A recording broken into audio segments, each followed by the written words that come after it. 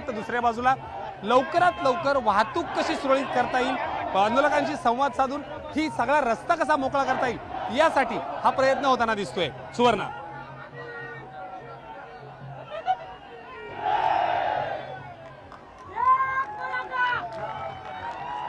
आंदोलनाला सुरुवात दुसऱ्या बाजूला लवकरात लवकर वाहतूक कशी सुरळीत करता येईल, आंदोलकांशी संवाद साधून ही सगळा रस्ता कसा मोकळा करता येईल यासाठी हा प्रयत्न होताना दिसतोय। सुवर्णा,